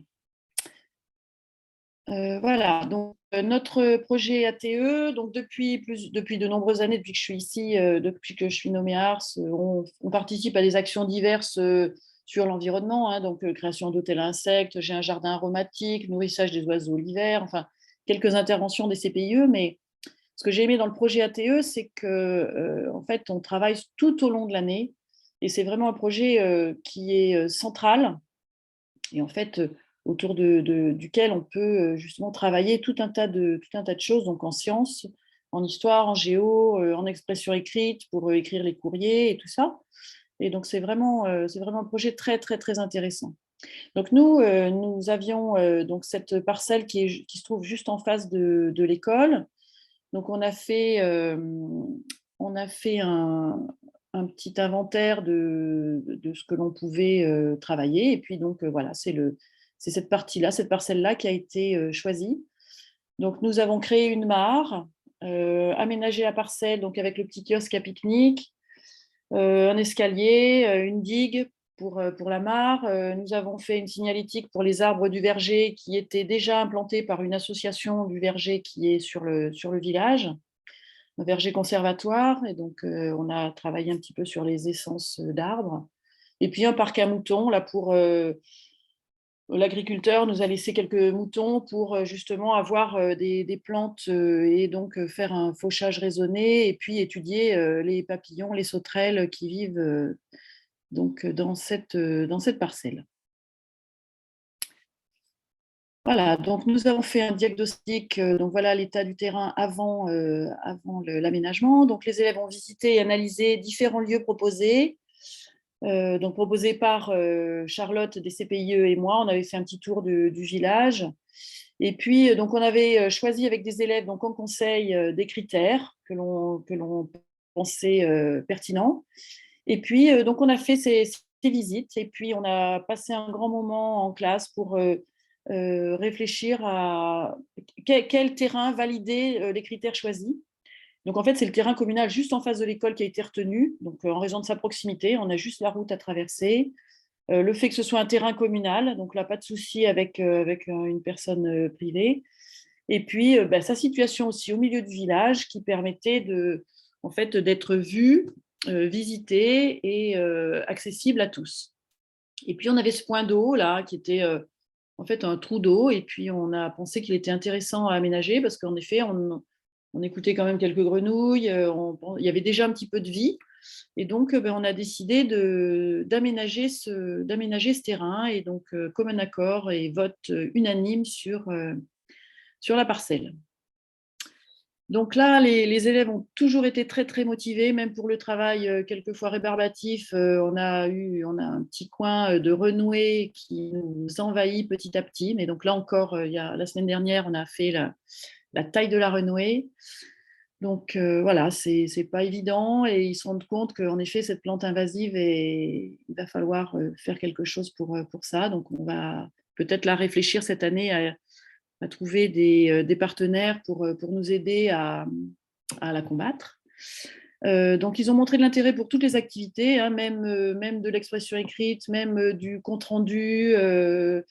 Mais après, évidemment, le travail sur le terrain est enthousiasmant. Et donc là, toujours prêt à amener les bottes et aller plonger les pieds et les mains dans l'eau, gratter avec les épuisettes. Et ça, c'est vraiment intéressant. Et puis, on a eu quelquefois des personnes qui sont passées pendant qu'on était au travail. Et donc, n'hésite pas à expliquer, à raconter ce qu'on fait et à inviter les gens à venir visiter. Donc, prochaine diapo. Donc voilà les différentes activités qu'on a pu mettre en place. Donc inventaire de la faune et de la flore qui existait sur ce point d'eau. Donc on a bien fait un inventaire assez précis de tout ce qu'on avait. On a avec les conseils du technicien rivière de la communauté de communes, donc il y a eu un échange de mails, un échange de courriers, renvoi de plans, de coupes, de dessins pour nous aider à retracer et à redélimiter la mare. Et donc, voilà, les élèves ont tracé ça au bleu et pris les pelles et les pioches. On a un papa qui avait une mini-pelle, donc qui est venu nous aider à faire les différents étages sur un bord pour que différentes plantes et animaux puissent s'installer sur les différents étages. Et puis, on a la chance dans notre petite commune d'avoir des employés communaux et une mairie et municipalité qui est tout le temps derrière nous. Donc, ils nous ont prêté les heures des cantonniers pour faire le boulot, qui se sont mis vraiment à fond dans le travail, donc avec construction d'une digue en pierre. Donc, notre cantonnier maçon, donc il nous a fait des choses magnifiques. Escalier, petite rigole d'arrivée d'eau, et puis le kiosque à pique-nique qui a été la grosse surprise de l'année. que les cantonniers ont construit. Donc là, en chantier, le terrain en chantier est sous la neige. Et puis là, donc voilà, taille et gestion de la plante invasive, donc la renouée. Donc là, c'est vraiment le chantier de l'année. Et puis, après, on a eu notre signalétique, voilà, les plaquettes de bois pyrogravées par les élèves pour notifier les différentes essences d'arbres. Installation de pancartes, donc là encore, art plastique. Art plastique, on a fait des interventions sur les oiseaux, sur les insectes pollinisateurs, et à chaque fois, ça a été un sujet, alors un sujet de compte-rendu, d'études scientifiques, mais aussi d'art plastique. Donc voilà, c'est vraiment, je crois qu'il faut tirer parti du travail qu'on fait en ATE pour toucher toutes les rubriques et toutes les notions qu'on peut avoir dans les programmes scolaires. Voilà, et puis notre journée d'inauguration qui a été un moment important et grand moment de validation. Là, c'était surtout l'implantation du drapeau sur notre plateforme à pique-nique. Voilà. Donc, c'est vrai que pour les élèves, la prise en main du projet leur a vraiment beaucoup plu. Et c'est ça qui est très, très intéressant parce qu'en fait, ils se posent des tas de questions importantes et pas forcément sur comment on va faire avec la renouée ou est-ce qu'on doit enlever toutes les lentilles d'eau. Bon, c'est le programme de la semaine dernière, hein, notre mare est recouverte dans de lentilles d'eau. Ils se posent vraiment des questions. Est-ce que ça nuit? Est-ce qu'au contraire, c'est bénéfique pour les petites bêtes? Enfin, il y a vraiment toute une élaboration de questions et puis un cheminement de conscience scientifique. Et ça, c'est vraiment formidable parce que les enfants sont complètement impliqués dans le travail, même pour les courriers, pour la portée civique du projet. C'est vraiment très, très intéressant. Après, moi, j'ai la chance de très, très bien m'entendre avec Charlotte, donc des CPIE Pays Creusois, et ça, c'est vraiment très, très bien. Les élèves l'adorent, et c'est vrai que tout ce qu'elle peut apporter, donc en connaissances, mais aussi en matériel, ça, c'est super pour nos petites écoles. Parce que moi, bien sûr, j'ai pas tout ça, hein, les loupes binoculaires, les matériels le matériel pour disséquer. Par exemple, il y a eu une opération dissection de boutons d'or. Donc là, les enfants ont passé l'après-midi à disséquer les boutons d'or. Et ça a vraiment été quelque chose de formidable aussi. Après, pour les échos du projet, évidemment, les parents nous suivent à fond dans ce travail. Les petits de la maternelle, je vous ai dit aussi, participent alors de loin, mais vont être impliqués et investis dans les années prochaines. Et puis, la mairie, les employés, bien sûr. Et puis aussi, on a quand même des personnes qui sont des touristes, des personnes qui viennent voir, qui s'arrêtent. On a fait des petites plaquettes explicatives sur justement les oiseaux, les plantes, mais aussi toutes les bêtes vivant dans la mare. Donc, nous, on est en face. Là, on voit bien qu'il y a des gens qui s'arrêtent, qui viennent pique-niquer, qui s'arrêtent sur le kiosque et puis qui viennent voir un petit peu toutes nos libellules tout autour. On a eu des articles dans le journal. On a eu la visite de Madame la rectrice aussi en début d'année. Et c'est vrai que les enfants expliquent et on voit qu'ils sont vraiment très, très, très investis dans leur travail. Et je ne veux pas dire que ça passe comme une lettre à la poste, mais presque. Parce que les enfants sont motivés. Bon, après, il faut que l'enseignant, en effet, soit motivé aussi, parce que ça demande quand même un petit peu de travail. Mais en fait, on se laisse porter par l'enthousiasme des enfants et leur questionnement. Et on voit avec Charlotte sur quoi on va travailler la fois d'après, ce que moi, je vais travailler en classe ou sur le terrain entre deux interventions de Charlotte. Et vraiment, ça, c'est très, très intéressant. Voilà, puis cette année, on vient de faire l'état des lieux la semaine dernière. Donc, à la fois visuel et puis pêche, inventaire. Donc, en effet, on a beaucoup, beaucoup d'escargots qui sont nés dans beaucoup de lentilles d'eau. Hier, on a fait l'élection du nouveau bureau. Donc, voilà, c'est reparti pour un tour. Beaucoup de larves de libellules de toutes sortes qu'on ne connaissait pas l'année dernière. Donc, on a découvert cette année. Donc, on va faire appel à un spécialiste des libellules, donc des CPIE ou autres. Voilà, on va essayer de rechercher ça. L'intervention financière de l'OFB va être d'un bon secours aussi, parce que c'est vrai que les interventions des spécialistes coûtent un petit peu. Et donc, pour nos petites communes et notre petite coopérative, eh ben, ça fait beaucoup, même si on est bien motivé. Hein. Après, je vous dis, la mairie a participé pour le ciment, pour la pierre, les horaires, les heures des cantonniers, le bois pour notre kiosque. Voilà, toutes ces choses, on se débrouille par du don, voilà, on fait comme on peut. Mais là, ça va nous aider justement à vraiment faire un travail très, très précis et peut-être plus approfondi. Et un petit appel aussi, je cherche peut-être une classe AME pour faire de la correspondance, parce que c'est bien aussi d'aller voir ce qui se passe ailleurs. Et nous qui sommes loin de la mer, eh bien, ça pourrait être sympa d'avoir un correspondant AME et peut-être voir une classe de découverte, pourquoi pas en fin d'année, pour aller voir l'AME en vrai. Voilà, donc voilà mon témoignage. Je ne sais pas si ça vous convient. Oui, bien sûr, merci beaucoup. On voit bien la richesse de votre projet qui finalement est ouvert à tous les acteurs qui gravitent autour de l'école. Vous avez parlé de la collectivité, de la mairie, des techniciens, des associations d'éducation à l'environnement, des parents, de l'éducation nationale. Et on voit que c'est une des forces dans votre projet. Complètement, oui. Donc, merci pour votre témoignage. Nous allons passer au deuxième témoignage qui va être tout aussi intéressant. C'est un témoignage sur une aire marine éducative qui va être présenté par Monsieur Fabrice Blaiseau, qui a éteint, rallumé vite sa caméra. Oui, ça y est. Qui travaille à l'école de la Cotinière et qui a été accompagné par le CPIE Marraine d'Oléron, qui est représenté aujourd'hui par Jean-Baptiste Bonin, qui est aussi caché derrière sa caméra. Je vous donne la parole, Monsieur Blaiseau. Très bien. Bonjour à tous. Alors moi, je vais vous présenter un petit peu notre aire marine éducative. Donc, je suis sur l'île d'Oléron, sur l'école de la Cotinière. C'est un petit port de pêche, enfin même un grand port de pêche, on va dire. Nous sommes situés à peu près à 800-900 mètres de l'estran. Donc, on peut se rendre sur l'aire marine à pied.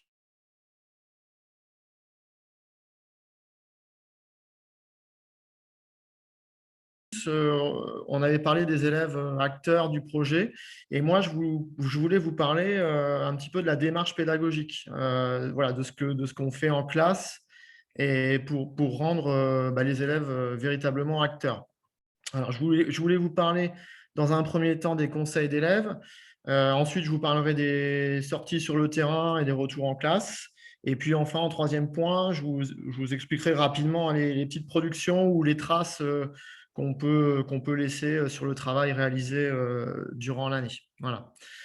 Donc, le premier point, c'est par rapport au conseil d'élèves.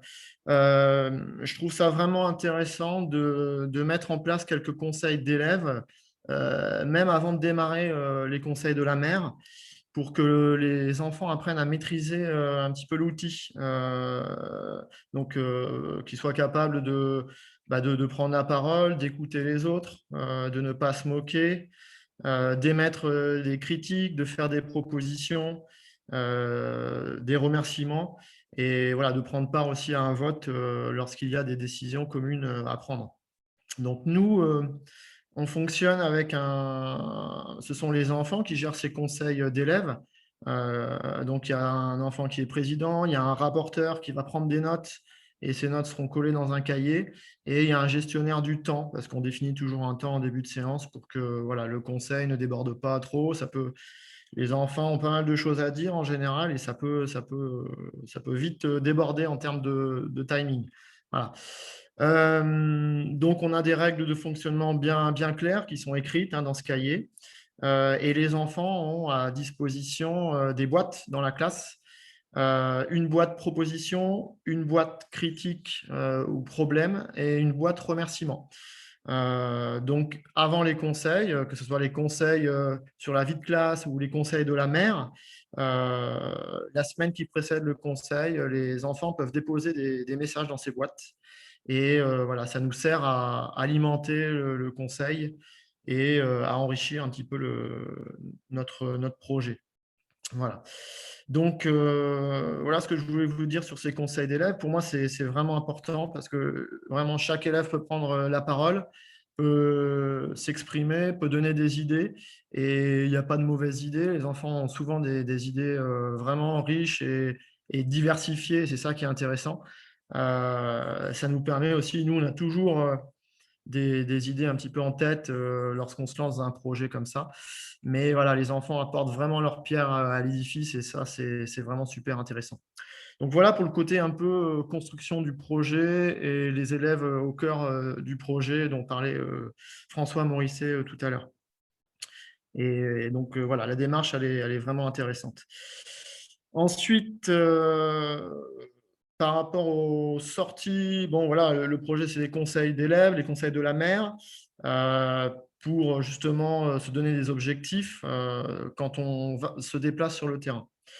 Donc, sortie sur le terrain, en général, on fait une sortie sur le terrain avec le CPIE Marine-Oléron et qui est suivi après par un retour en classe où les scientifiques apportent leurs connaissances sur les différentes espèces et sur tout ce que les enfants ont pu rencontrer sur l'aire marine éducative. Sur ce point-là, je voulais souligner déjà l'implication des parents, ne pas hésiter à faire venir des parents lors des sorties. Et moi, sur l'école de la Cotinière, pour ma part, donc un petit village de pêcheurs, j'ai eu la surprise de voir arriver des parents qui ne venaient jamais sur les autres sorties, on va dire, plus traditionnelles. Les visites de musées, le cinéma. Je voyais très peu les papas, par exemple, les papas pêcheurs. Voilà. Et lors des sorties sur l'estran, ils étaient présents. Et voilà, donc c'était assez sympa. Ça apporte aussi autre chose. Et puis, ça permet à des parents qui ne se sentent pas forcément très à l'aise dans les murs de l'école, mais de venir et de participer sur un terrain qu'ils connaissent mieux, sur l'estran, sur la côte. Et voilà, c'est assez riche. Voilà.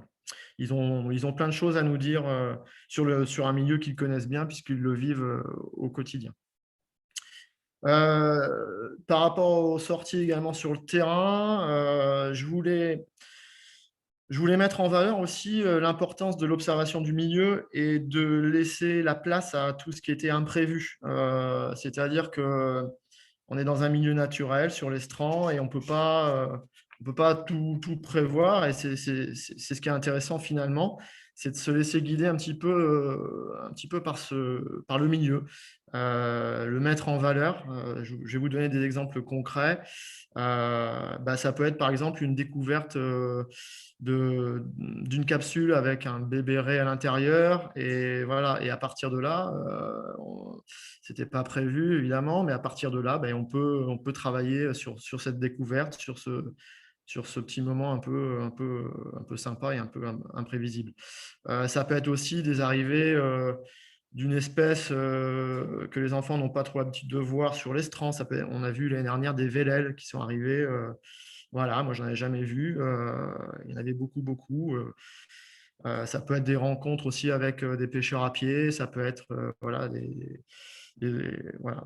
migration des oiseaux. Enfin, voilà, il y a plein de choses qu'on ne peut pas forcément prévoir. Et justement, c'est souvent ces petits moments imprévus, là, impromptus, j'allais dire, qui marquent les enfants, quoi. Le bébé ray, voilà, la sortie de la poche, la remise à l'eau, c'est des moments, je pense, dont les enfants se souviendront. Hein, voilà. Donc, en gros, voilà, pour les sorties sur le terrain, les retours en classe, juste sur les petites spécificités, donc l'implication des parents et laisser une part justement à l'imprévu. Ce n'est pas forcément nécessaire d'avoir besoin, lors des premières sorties notamment, qui sont plutôt de la découverte, d'avoir du matériel, des feuilles, des crayons. c'est bien au début de les laisser un peu chercher, un peu farfouiller. Et puis, voilà. Dans un second temps, on pourra amener du matériel avec des objectifs précis. Mais au début, c'est vraiment intéressant de les laisser découvrir les strands de façon un peu plus libre et naturelle. Voilà. Je voulais vous parler aussi des productions, des traces tout au long de l'année. Comme c'est un projet qui redémarre pour moi cette année, c'est la 3e année, mais on repart un peu toujours avec des nouveaux élèves. Et donc, au début, on ne sait pas vers quoi on va aller, où est-ce que ça va aboutir. C'est vraiment lors des conseils de la mère qu'on va finaliser notre orientation sur l'année. Donc là, au jour d'aujourd'hui, je ne peux pas vous dire ce qu'on va faire encore cette année, même si j'ai des petites idées. Voilà, on a des petites envies, des choses comme ça, mais on en discutera en conseil et peut-être que les enfants auront aussi d'autres propositions à faire. Donc, voilà. Donc, laisser une trace quand même en fin d'année, c'est toujours un plus pour tout le monde, pour les enfants, parce que ça valorise leur travail. Ça peut être une petite exposition, des dessins, des textes d'enfants. Ça peut être une vidéo. L'année dernière, les enfants ont fait une vidéo où par petits groupes, ils présentaient des espèces rencontrées sur les strands. Donc ça, c'était intéressant de mettre en valeur tout ce travail-là. Ensuite, un autre point me paraît essentiel pour mettre en valeur le travail qui a été réalisé et aussi pour fédérer un petit peu tous les partenaires autour du projet, parce qu'on ne travaille pas seul, bien au contraire. C'est le conseil élargi de la mer. Donc là, c'est intéressant de pouvoir montrer aux partenaires, aux élus, à l'éducation nationale également, aux parents d'élèves, de montrer tout le travail qui a été fait. Et l'année dernière, on a fait ce conseil élargi sur les strands, sur l'aire marine éducative. Et donc, ça permet aussi de montrer le lieu spécifique où travaillent les élèves. Ça montre aussi l'implication des partenaires. Les partenaires ne sont pas que des financeurs. Nous, on a le port qui nous aide aussi à financer le projet. Le port était là, les élus étaient là, donc l'OFB, l'éducation nationale, les parents d'élèves, et voilà, ça ajoute encore un petit peu plus de piment, j'allais dire, au projet. Ça lui donne de la consistance et de la valeur. Voilà. Pour terminer, pour répondre aussi à des questions ou à des sujets qui ont été évoqués l'année dernière, en fin d'année, c'est intéressant justement de faire une passation, de faire un lien avec les classes, par exemple les classes de CE2 qui arriveront en CM1 donc l'année d'après, qui participeront au projet. C'est bien de faire une sortie commune pour présenter les strands et leur présenter également les productions qui ont été faites au cours de l'année. Ça, c'est un passage de témoin. Il y a des élèves de CM2 qui partent au collège, mais il y a des élèves de CE2 qui arrivent en CM. Et pour cela, c'est bien de leur présenter le projet. Voilà, bon, je pense que j'ai fait le tour à peu près de ce que je voulais vous dire. Enfin, voilà, en tout cas, c'est un projet vraiment très intéressant. L'aide de Yod, là, des scientifiques, Jean-Baptiste Baudin et puis son équipe, Sarah Olivier, nous aide énormément, apporte beaucoup de choses.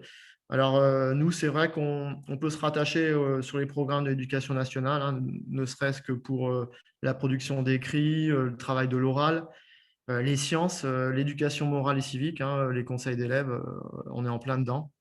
La géographie, voilà, on peut même faire un peu de maths en mesurant certaines espèces. Enfin, c'est vraiment très riche. C'est vraiment un projet, voilà, sur l'année, mais même sur les 3 ans, voilà, on n'est jamais à court d'idées et de matière. Voilà. Bon, je vous remercie. Merci, Monsieur Blaiseau. On voit dans votre témoignage également l'importance de l'éducation à la citoyenneté dans ce projet, effectivement, le lien fort avec l'éducation morale et civique et l'intérêt d'avoir des démarches pédagogiques actives, hein, c'est souligné par Jean-Baptiste Bonin dans le chat.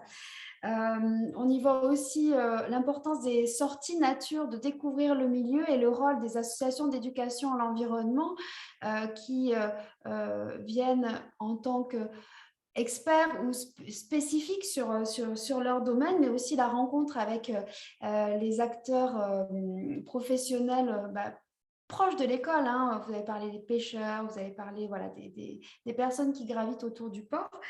Et donc, c'est aussi un témoignage riche. J'enchaîne avec le troisième. On va changer un petit peu de casquette puisque ça va être une association qui va témoigner. Je donne la parole à Séverine Révollet. Merci de bien avoir voulu témoigner. Pardon. Tu as accompagné l'école Saint-Sylvestre à Bénin. C'est l'école des Lucioles. Pardon, ben voilà. L'école des Lucioles à Bénin. Par contre, je ne me trompe pas sur le lieu. C'est ça, il n'y a pas de souci. Exactement, et tu travailles pour la Ligue de l'enseignement de la Corrèze. C'est ça. Alors, je suis désolée, je ne peux pas mettre la caméra, sinon mon débit au niveau Internet n'est pas assez puissant et j'ai peur que ça coupe. Donc, je m'excuse déjà que vous n'ayez pas l'image. Eh bien, bonjour à tous. Donc, effectivement, moi, j'ai accompagné l'école des Lucioles donc, qui se trouve sur la commune de Bénin l'année dernière. Donc, la classe de Madame Moine, elle avait donc des CE2, CM1. Du coup, on a commencé le projet début novembre, en gros, donc avec les élèves. Moi, déjà, ce qui m'a plu, parce que c'est l'enseignante que je ne connaissais pas auparavant qui m'a contactée en me disant qu'elle voulait s'inscrire à ce type de projet. C'était la seule inscription que j'avais. Et moi, ce qui me motivait vraiment dans ce projet, c'était que les élèves étaient au cœur de la démarche.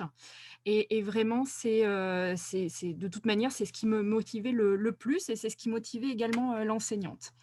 Donc, du coup, avec les élèves de CE2, CM1, on a commencé le travail à partir du mois de novembre. Donc, ils ont fait l'inscription et ils ont également créé un conseil d'élèves. Donc, du coup, ils ont aussi fléché 3 zones sur la commune. 3 zones qui pouvaient du coup être possiblement être la future aire terrestre éducative. Sur ces 3 zones, 2 zones se trouvaient pile en face de l'école, une magnifique forêt qu'ils voyaient changer tout au fil des saisons et je pense que cette forêt, ils la dévoraient du regard à chaque récréation. Et cette forêt se trouve sur les 2 parcelles privées qui avaient été fléchées. Et donc, on avait également fléché un troisième endroit qui était donc une parcelle publique. Au niveau des 3 parcelles, les élèves ont fait des demandes au niveau des différents propriétaires. Donc, ils ont fait des recherches au niveau du cadastre, ils ont envoyé des courriers et ils ont également, du coup, fait un courrier au niveau de la municipalité indiquant qu'ils voulaient donc s'inscrire dans ce genre de projet et que, du coup, il allait se passer des choses sur la commune. Les élèves ont eu un premier retour en fait du terrain privé qu'ils convoitaient et un retour négatif puisque la personne souhaitait réaliser des aménagements sur ce lieu-là et donc le retour était négatif, donc pas d'inscription. Le deuxième retour, alors ça nous a aussi fait perdre un peu de temps par rapport au projet. Mais bon, après, ça s'est résolu. Les 2 autres terrains ensuite, donc le terrain public et le terrain privé, donc on avait un accord sur le deuxième terrain privé, a été soumis à un vote au niveau du conseil d'élèves pour le choix de la zone. Et donc, c'est donc le terrain privé qui l'a emporté à la majorité. Et donc, du coup, on a commencé à travailler réellement sur l'aire terrestre de la zone, en tout cas fin décembre 2020. Donc, les démarches ont quand même pris un peu de temps. Du coup, au niveau des observations du milieu, moi, je voulais revenir sur ce qu'avait dit Fabrice dans son témoignage précédent. Effectivement, on ne peut pas prévoir ce que l'on va pouvoir indiquer lors des animations aux enfants et aux élèves, parce qu'en fait, on ne sait pas, il y a plein d'imprévus. Là, pour le coup, c'est une forêt. Et ben, à un moment, on peut rencontrer un écureuil et parler du coup des animaux qui vont pouvoir vivre à cet endroit-là, comme parler des différents strates qu'il va y avoir dans cette forêt. On ne sait pas d'une animation sur l'autre, quelle va être la thématique. On ne peut pas le prévoir à l'avance, ça, puisqu'on est vraiment porté par les remarques des enfants, leurs interrogations. Et donc, en fait, ça nécessite aussi, avec l'enseignant, des adaptations entre chaque intervention, que ce soit par rapport au travail qui va pouvoir être mené en classe, mais également sur les prochaines animations qui vont pouvoir en découler. À chaque fois qu'on se rend sur le terrain, du coup, ce que l'on souhaite, c'est avoir une fiche qui permet de récapituler toutes les observations qu'on va pouvoir faire. Donc, à chaque fois, on n'est pas envahi de matériel, mais en tout cas, on a un secrétaire de séance qui note toutes les observations. Et chaque animation, du coup, va se découper une partie sur le terrain et un retour en classe où on pose un peu plus les choses. Voilà. Qu'est-ce que je peux vous dire au niveau de cette aire terrestre éducative? C'est qu'en fait, on souhaite vraiment, en Corrèze, on a un groupe de travail EEDD qui est piloté par l'IEN, donc Monsieur Sovzi. Donc, nous, on a l'habitude déjà de travailler à plusieurs partenaires. Donc, ce qu'on envisage réellement, c'est que du coup, au niveau des aires terrestres éducatives, du coup, qu'il y ait plusieurs intervenants, d'autres structures, de manière à ce que les élèves aussi aient d'autres interlocuteurs et que du coup, ça puisse nourrir le projet. Donc, donc là, cette année, on est dans la seconde année.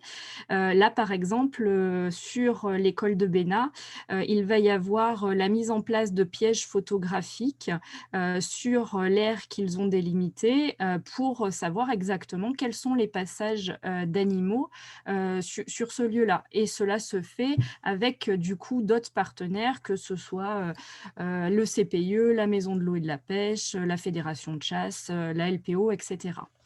Voilà. Ensuite, les productions des élèves, du coup, elles se font tout au long de l'année scolaire. Souvent, il y a des traces écrites, mais il y a aussi peut-être des photos. En fait, je sais que du coup, les élèves ont l'habitude de travailler sur une plateforme Geniali et du coup, ils mettent en forme du coup comme un petit bulletin qui permet de reprendre l'historique de toutes leurs sorties et de toutes leurs observations.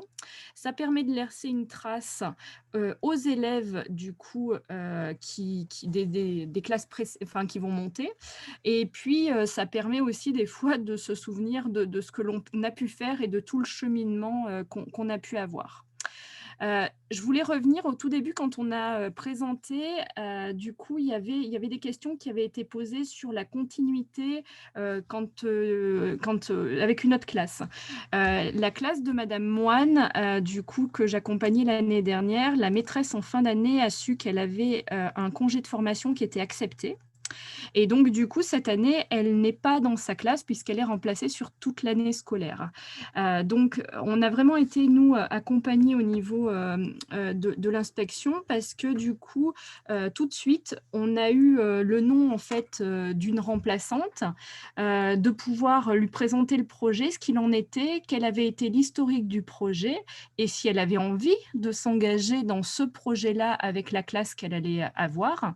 Et donc, parce que je vous rappelle, c'était des CE2, CM1, donc il y a une classe, la classe de CM1 est montée en CM2, mais du coup, la classe de CE2, CM1 continue de travailler sur l'aire terrestre éducative cette année.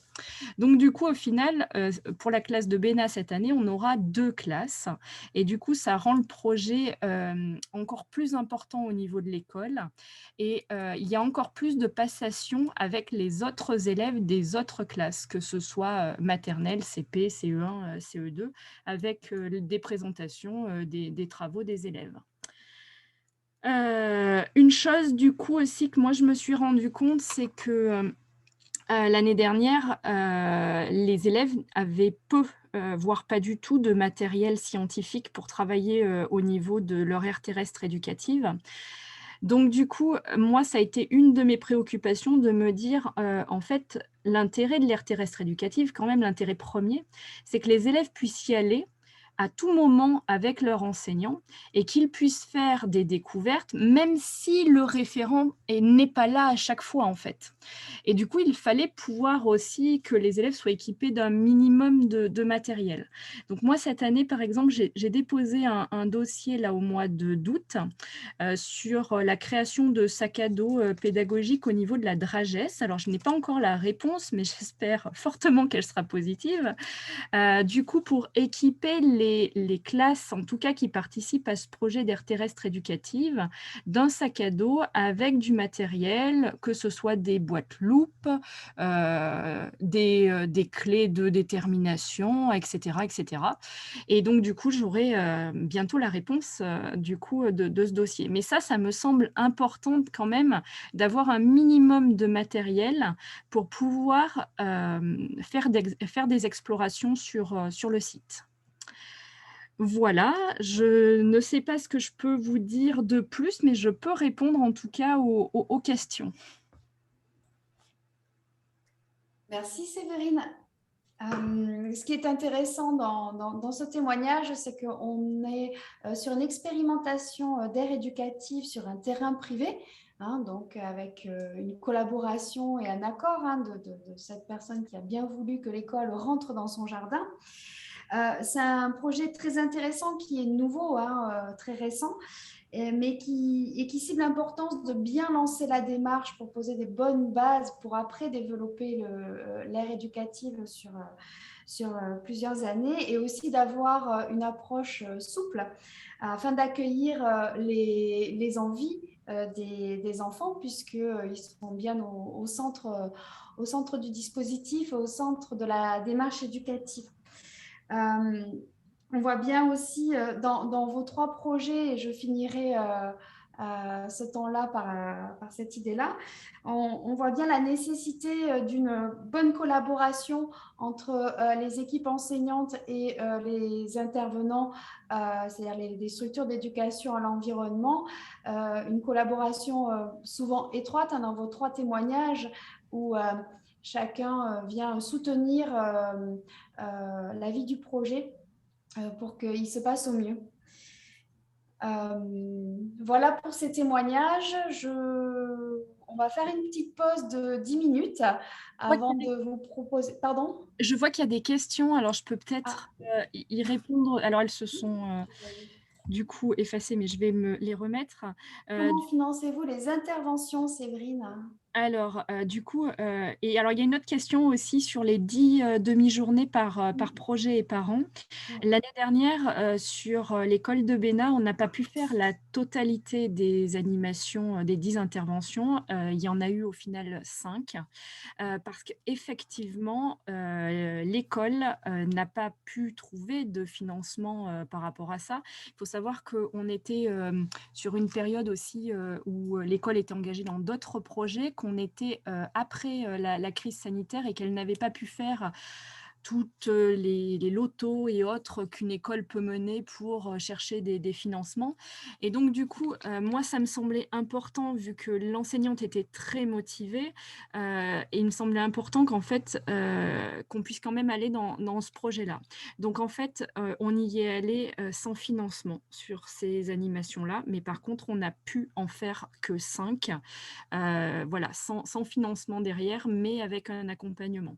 Pour cette année, en fait, on a déposé un appel, on a répondu à l'appel à projet de l'OFB et on cherche d'autres sources de financement. On ne s'arrête pas là, mais on espère vraiment qu'il pourrait y avoir un financement.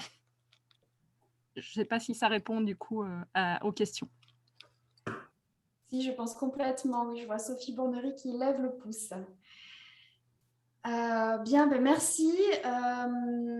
On vous propose après la pause de vous partager en demi-groupe afin de pouvoir échanger avec vous sur deux aspects du dispositif. Le premier, ce sera, on va dire, l'intérêt éducatif des aires éducatifs. Et le deuxième sera sur les dispositifs complémentaires sur lesquels on peut certainement faire des ponts et relier les aires éducatives. Voilà, il est 3h20, on se donne rendez-vous à 3h30.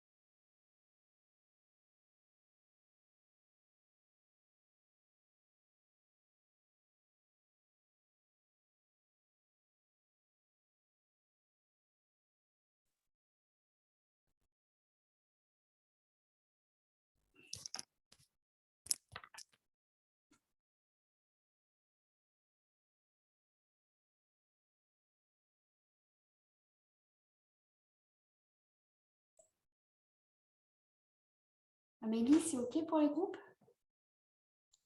Oui, il y a eu des départs, alors je revois. Comment? Il y a eu des départs, alors je revois là. Ouais. Tu veux qu'on s'appelle? Excusez-moi. Oui. C'est Caroline. Je ne vais pas pouvoir être présente pour la dernière partie. Est-ce qu'il y a un enregistrement, un compte-rendu qui sera fait? Oh non, nous donnerons la parole. Pardon, nous donnerons la parole aux intervenants du GRAE pour un mot de conclusion et puis nous vous remercierons. Alors, pour la restitution des ateliers concernant la discussion des dispositifs complémentaires sur les aires éducatives, ça a été une discussion riche qui a soulevé des besoins à fort enjeu, enjeu de cohérence territoriale et de sécurisation des initiatives. On a discuté de la nécessaire identification et complémentarité des dispositifs et des soutiens au niveau territorial, que ça va de l'échelle très locale de la commune en passant aux communautés de communes, en passant au département aussi, qui portent des politiques d'éducation à l'environnement et qui peuvent soutenir les initiatives d'aires éducatives à la condition, bien évidemment, d'avoir une action de lobbying et de valorisation de ces initiatives-là. Ce qui a révélé dans les discussions la nécessité pour le tissu associatif d'avoir un soutien de la part du GRAE. Voilà, du coup, on questionne la place du GRAE et le rôle du GRAE, tant pour soutenir le portage des projets pour les enseignants, c'est-à-dire écrire les projets et identifier les associations qui peuvent intervenir. Il y a un rôle de médiation qui est nécessaire pour identifier les rôles de chacun et un soutien financier. En effet, il est compliqué pour les associations, pour un seul projet, de devoir faire une multitude de demandes de subventions. Du coup, il est demandé dans quelle mesure il peut y avoir une une centralisation de ce soutien financier avec notamment une opportunité qui a été identifiée, c'est au moment de la labellisation de l'école sur son aire éducative. Est-ce que ça ne serait pas une porte ouverte à un financement conséquent pour soutenir l'initiative et permettre la pérennisation du projet? Voilà. Périlleux comme exercice. Non, de toute façon, on aura un compte-rendu. On va essayer de restructurer un peu tout ce qui a été dit et puis on vous l'enverra a posteriori. Ce sera plus facile aussi pour l'appropriation de tout ce qui a été dit. Donc, je vais faire très vite aussi pour les intérêts éducatifs. Alors, forcément, on a reparlé un peu de ce que Laurence aussi a rediscuté, c'est-à-dire l'accompagnement du GRAE qui a été rediscuté. Quelle est la place du GRAE? Comment le GRAE peut accompagner aussi toute cette méthode et les acteurs en fait autour du projet. On a aussi parlé du lien à faire entre le scolaire, mais tout ce qui est aussi extrascolaire. Comment essayer de relier ces différents aspects et où les élèves ou les enfants sont au cœur en tout cas de cette démarche. Après, on a revu aussi justement le choix du lieu. La complexité en fait du lieu selon que ce soit une AME ou une ATE, donc c'est quand même un choix important mais qui doit être central au projet et qui est surtout porté par les élèves. Les élèves sont au cœur du choix de ce lieu mais qui peut être un peu complexe. Et puis voilà, je pense qu'on redira plus de choses par écrit. Voilà, le lien aussi avec tous les dispositifs existants. On essaiera de vous remettre tout ce qui existe déjà et qui peut vous donner des pistes pour plus tard. Voilà. Est-ce que les membres présents du GRAE veulent dire un dernier mot de conclusion?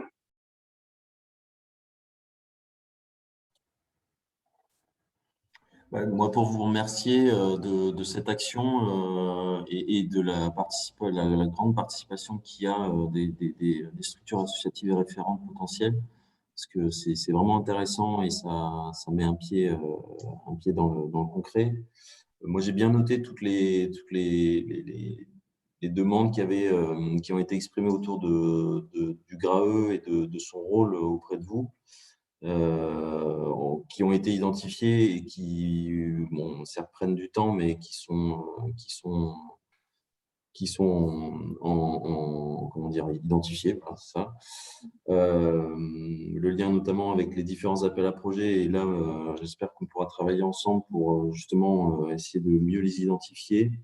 Le lien avec la région et sa politique et sa stratégie en la matière, où nous, on discute avec eux, mais effectivement, il faut aller un peu plus dans le concret, dans le détail. L'appui qu'on peut vous faire en matière de communication et de portage d'outils de formation sur différents aspects. Voilà, c'est pas exhaustif, mais en tout cas, je trouve cet échange-là cet après-midi était très, très riche et amène de belles perspectives. Donc, je vous remercie beaucoup. Béatrice, un dernier mot? Oui, je veux bien. Tout ce qui a été dit me permet de constater qu'effectivement, ces beaux projets, tous ces témoignages du moins, ont permis de montrer de belles expériences qui rassemblent toute une communauté, que ce soit les enseignants, les associations, les enfants, les parents, pour monter un beau projet. Et donc, ce qui en ressort, c'est que les enfants apprennent tout autant que quand ils sont en classe, à devenir un peu plus grands et un peu adultes. On l'a bien vu dans les témoignages, quand il faut qu'ils écrivent aux propriétaires, à la commune, etc.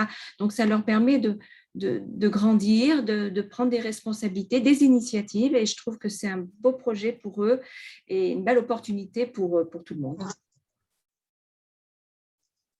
Merci. Du coup, on va passer aux remerciements. Donc, au nom du GRAEN, on voudrait remercier les intervenants, donc les membres du GRAE, l'ADREAL, l'OFB, François Morisseau qui ne nous a pas rejoint finalement. Aussi toutes les aides pour les apports de réponse, donc Sébastien Mélin, Jean-Baptiste, qui nous ont aussi aidés cet après-midi à répondre à toutes ces questions de la part du réseau, et aussi aux 3 témoins, donc Isabelle, Fabrice et Séverine, qui nous ont apporté des beaux exemples concrets, en tout cas, de ces aires éducatives. Et puis, merci à tous pour votre présence, et on espère pouvoir continuer à mobiliser, en tout cas, le réseau et à vous apporter de l'aide sur ce dispositif-là. Merci. Voilà, donc on vous enverra de toute façon les présentations et puis des éléments pour un compte rendu et puis plus de poursuites. Merci à vous. Au revoir, merci. Au revoir. Au revoir. Merci beaucoup, au revoir. Merci, à bientôt. Merci, au revoir.